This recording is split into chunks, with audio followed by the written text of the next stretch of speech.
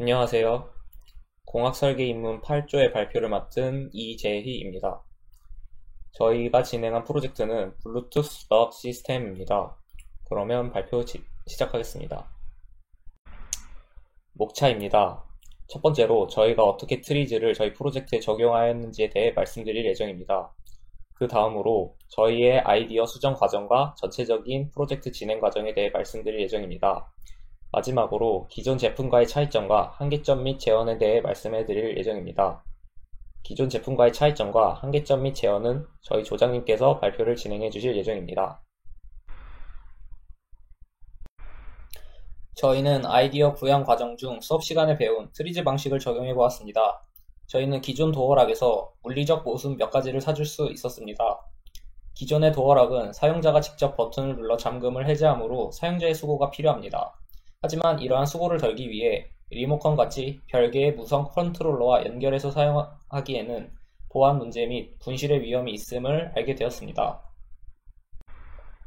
이를 해결할 방법으로 저희는 도어락과 우리가 항상 소지하고 있는 스마트폰을 연결하는 아이디어를 생각해 보았습니다. 스마트폰에는 보통 자체적으로 비밀번호가 걸려 있어 보안성을 챙길 수 있고, 또한 우리가 항상 가지고 다니기 때문에 분실 위험도 상대적으로 낮다 할 수 있습니다. 이에 스마트폰과 도어락을 블루투스로 연결해 보았습니다. 발명 원리에 대해 말씀드리겠습니다. 첫 번째로 저희는 트리즈 15번 자유도 증가의 원리를 적용하여 먼 거리에서도 도어락을 열 수 있도록 하게끔 하였고, 비밀번호를 스마트폰으로 변경할 수 있게끔 하였습니다.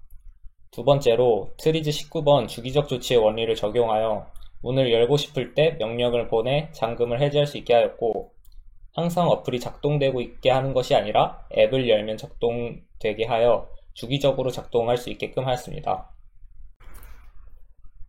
저희 프로젝트는 스마트폰의 보안성을 활용한다는 점에서 보안성의 장점이 있고, 이후 도어락의 원격화뿐만 아니라 다른 가전제품에도 공학 설계의 원리를 이용하여 사물 인터넷 등 여러 아이디어를 접목할 수 있는 발전 가능성이 있다고 생각합니다. 다음으로 아이디어 수정 과정에 대해 말씀드리겠습니다. 저희 원래 프로젝트는 와이파이 럭 시스템으로 와이파이를 사용하려고 하였습니다. 저희가 사용하려고 한 와이파이 모듈은 펌웨어 업데이트가 필요한 ESP8266 모듈이었습니다. 펌웨어 업데이트와 통신 구현을 위해 다음과 같은 방식을 시도하였습니다. 첫 번째 방식은 모듈과 아두이노를 직접 연결하여 펌웨어를 올리는 방식이었습니다. 이 방식을 통해 펌웨어를 업데이트했지만 간단한 통신 코드 중 하나인 AT 연결 명령어가 작동하지 않았습니다. 또한 이 방식은 안정성이 떨어진다는 단점이 있어 두 번째 방식으로 ESP8266 전용 어댑터를 이용해 보았습니다. 이 어댑터는 8핀을 이용하는 와이파이 모듈을 4핀만으로 이용할 수 있게 하고, 또한 로직 레벨 컨버터가 내장되어 있어 5V를 이용할 수 있는 장점이 있었습니다. 하지만 펌웨어 업데이트 시도 시 fail to connect, 즉 연결에 실패하였다는 문구만 출력되었고, 반복 작업에도 진전이 없어 다음 방법을 시도해 보기로 하였습니다. 세 번째 방식은 USB to TTL 어댑터를 이용하는 것이었습니다. 이를 활용하면 와이파이 모듈이 USB 포트로 연결되며 더 안정적인 데이터 전달이 가능합니다. 이 방법을 이용했을 때에는 정상적으로 펌웨어 업데이트 프로그램이 작동하였습니다. 저희는 이 과정에서 최신 펌웨어를 사용하기 위해 최신 플래시업 프로그램을 이용해 버전이 높은 펌웨어를 와이파이 모듈에 설치해 보았습니다. 테스트 코드를 이용해 연결이 되었다는 것 자체는 확인하였지만 AT 명령어 등의 통신 명령어는 작동하지 않았습니다. 저희는 이 세 가지 방식을 모두 시도해 본 후 개발 기간 등을 고려해 통신 방식을 바꾸기로 결정하였습니다. 저희는 블루투스 방식으로 통신 방식을 변경하였는데, 팀원 중 블루투스 모듈로 아두이노 개발을 해본 팀원이 있기도 하였고, 와이파이 모듈과 달리 특정 라이브러리나 펌웨어 등이 필요 없다는 점에서 신속한 개발을 할 수 있다고 판단하였기 때문에 블루투스 방식으로 변경하게 되었습니다. 진행 과정에 대해 말씀드리겠습니다. 저희는 아이디어 선택 및 역할 분배를 한 후 아이디어 개발 및 테스트를 진행하였습니다. 저희는 시제품을 제작한 후 테스트를 해본 후 완성도 있게 제작이 되었다고 판단한 후 최종 완성하였습니다. 저희는 아이디어를 선택하기 위해 여러 가지 아이디어를 내보았습니다. 치매 예방 게임이나 강의 계획서를 저장할 수 있는 프로그램 등도 생각해 보았지만 최종적으로는 원격 조작 도어락을 선택하였습니다. 저희는 아이디어 개발 과정에서 앱 인벤터를 활용해 도어락 앱을 만들었습니다. 처음에는 메인 화면, 환경 설정 화면, 그리고 긴급 전화 화면인 세 부분으로 나누어서 만들었습니다. 하지만 테스트 이후 저희는 편의성 증대를 위해 각 부분을 메인 화면 하나에 구성하여 기능을 통합하였습니다. 앱 인벤터를 사용해 최종적으로 구성한 메인 화면에 대해 설명하겠습니다. 화면을 보시면 잠금 해제 버튼, 블루투스 연결 버튼, 그리고 긴급 전화 버튼이 있습니다. 처음으로 블루투스 버튼을 통해 BLS에 블루투스 연결을 할 수 있습니다. 다음으로 잠금 해제 버튼을 누르면 아두이노의 비밀번호를 전송하고 잠금 버튼으로 바뀝니다. 다시 이 잠금 버튼을 누르면 락 신호를 아두이노에 전송하고 잠금 해제 버튼으로 바뀝니다. 또한 누군가가 잠금 해제를 시도하여 아두이노에서 3번 이상 비밀번호를 틀렸을 경우 워닝 신호를 스마트폰으로 보내게 되는데 이때 경고창을 띄워 침입자가 발생하였음을 알립니다. 긴급전화 버튼은 침입자가 있다고 의심되는 경우 사용할 수 있는 기능입니다. 실행할 경우 112 번호가 띄어진 전화창으로 전환됩니다. 아두이노 개발은 와이파이 모듈에서 블루투스 모듈로 변경한 이후 신속히 코드를 구성하였고 통신 방법은 소프트웨어 시리얼을 이용하였습니다. 코드는 스마트폰 앱을 사용하여 여는 부분과 도어락을 직접 열 수 있는 부분으로 나뉩니다. 첫 번째로 스마트폰 앱을 사용하여 여는 앱 통신 코드 부분에 대해 간단히 설명하겠습니다. 스마트폰에서 락 신호를 보내오면 잠금 프로세스를 실행합니다. 서버 모터를 잠금 상태로 바꾸고 빨간 LED 점등 및 닫힌 멜로디가 구절을 통해 출력됩니다. 또한 스마트폰에서 비밀번호를 보내면 열린 프로세스를 실행합니다. 잠금 프로세스와 반대로 서버 모터를 열린 상태로 바꾸고 초록 LED 점등 및 열린 멜로디가 출력됩니다. 두 번째로 도어락 코드에 대해 말씀드리겠습니다. 숫자 1부터 4까지 번호를 입력할 수 있는 간이 도어락 코드를 구현해 보았습니다.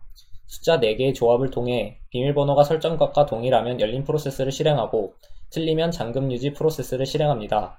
저희는 이러한 동작 순서를 도식화해 플로우 차트를 구성해 보았습니다.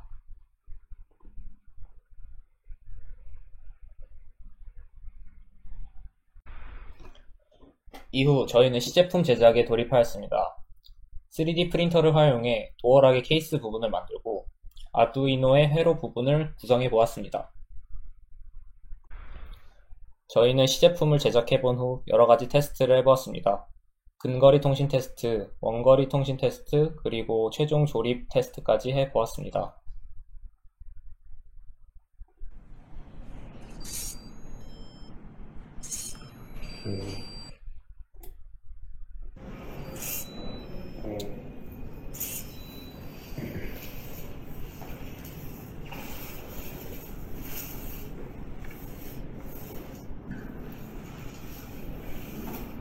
더 와. 잘 돼. 근데 모터가.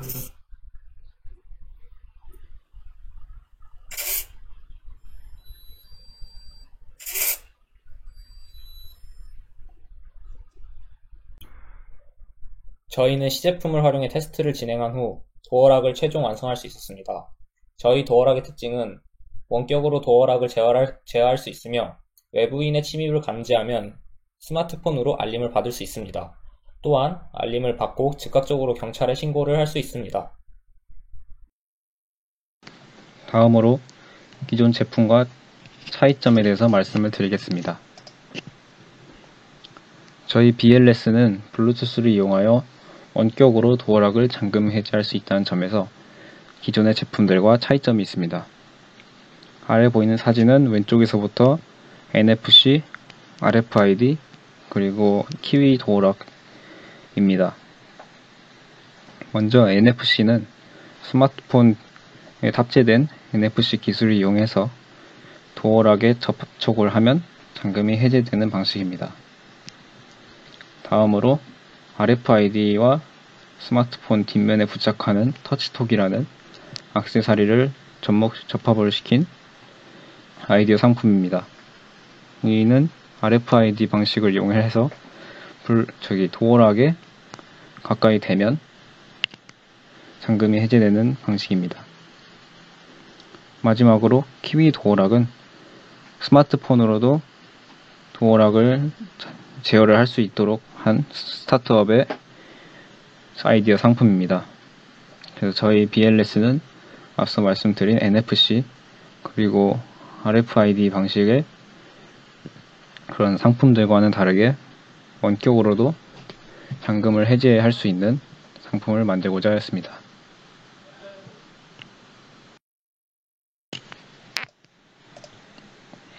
다음으로 한계점 및 재현에 대해서 말씀을 드리겠습니다. 한계점에 대해서 큰 범주로 먼저 말씀을 드리겠습니다. 첫 번째로 한정된 시간입니다. 이 한 학기에 한정이 되어서 개발을 완수를 해야 했기 때문에 아이디어 개발에 필요한 지식을 또 배우고 아이디어에 적용하는 데 시간이 좀 부족했습니다. 그러다 보니 처음에 생각한 아이디어에서 기능을 제거를 하거나 또는 간소화시키는 방향으로 개발을 진행한 점이 조금 한계가 있었습니다. 다음으로 한정된 비용입니다. 저희가 재료비를 10만원 밖에 받지 못했기 때문에 이 부품을 사는데 자료조사 시간이 많이 소요가 되었고 또 개발에 있어서 방향성이 맞지 않는 부품들을 제거하고 다른 부품으로 대체하는데 걸리는 배송시간 등의 시간적인 문제로 이어지기까지 했습니다. 다음으로 부족한 개발 경험입니다. 저희 팀은 아두이노를 개발할 수 있는 인원이 한 명밖에 없었기 때문에 처음에 고안한 아두이노의 그런 아이디어들에서 간소화를 시키거나 기능의 제거 등의 절차를 밟아야만 했습니다. 그래서 한계점에 대해서 조금 자세하게 설명을 드리겠습니다. 먼저 통신거리의 한계점입니다. 저희 팀은 앞서 말씀드렸다시피 와이파이 모듈에서 블루투스 모듈로 그 통신 방식을 변경을 했습니다. 이 와이파이 모듈은 이론상 100m까지 통신이 가능하다는 장점이 있는데 그에 반해서 블루투스 모듈은 20m밖에 되지 않기 때문에 통신거리에서 조금 한계점이 있습니다. 다음으로 카메라 모듈입니다. 저희가 제안서와 중간 발표 보고서에서는 카메라 모듈을 보안 강화의 목적으로 추가를 하였지만 이 카메라 모듈의 구현을 할 때 아두이노에서 고급 문법이 많이 사용되었고 또 경제적인 측면에서 카메라 모듈이 너무 비싸기 때문에 제거하는 쪽이 개발 방향이 맞다고 생각하여 이 기능은 삭제를 하였습니다. 다음으로 비밀번호 변경 기능입니다. 원래 저희는 어플에서 도어락의 비밀번호를 바꿀 수 있는 기능을 추가하려고 하였습니다.